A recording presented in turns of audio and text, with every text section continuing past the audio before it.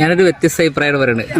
ഞാൻ രമേശ് ചെന്നിത്തലക്കാണ് ചെറിയൊരു ചാൻസ് കാണുന്നത്. രമേശ് ചെന്നിത്തല അതായത് വി ഡി സതീശനും രമേശ് ചെന്നിത്തല ഏകദേശം ഒരു ടൈറ്റ് കോമ്പിനേഷൻ ഉണ്ടാവുക.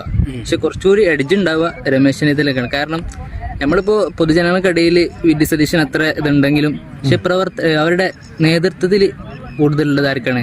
രമേശ് ചെന്നിത്തലാണ് ഒരു പിടിപാടുള്ളത്, ഒന്നുകൂടി അനുഭവ സമ്പത്തും. അതായത് വി ഡി സതീശൻ ഒരു വട്ടം പോലും മുഖ്യമന്ത്രി ആയിട്ടില്ല, മന്ത്രി ആയിട്ടില്ല.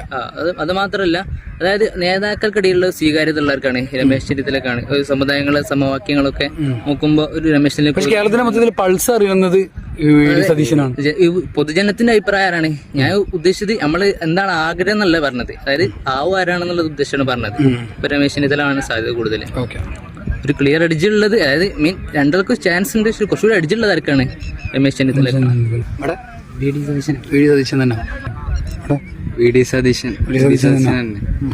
വി ഡി സതീശന് പറഞ്ഞാല് നല്ല ഡാറ്റ ഒക്കെ അനലൈസ് ചെയ്ത് മനസ്സിലാക്കി കൃത്യമായി പ്രഡിക്റ്റ് ചെയ്യണ ആളാണ്.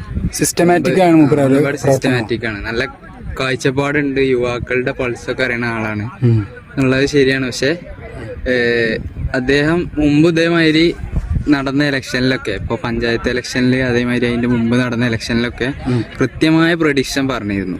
ഇത്രയും പറഞ്ഞിരുന്നു. കോൺഫിഡന്റ് ആണ്. മാത്രമല്ല പറഞ്ഞത് അതേപടി ഇതായിട്ടുണ്ട്. ഇപ്പൊ ഇപ്രാവശ്യം 100 എന്ന് പറയുന്നുണ്ട്, അതന്നെ കിട്ടും എന്നുള്ളത് തന്നെയാണ് പ്രതീക്ഷയിലാണ്.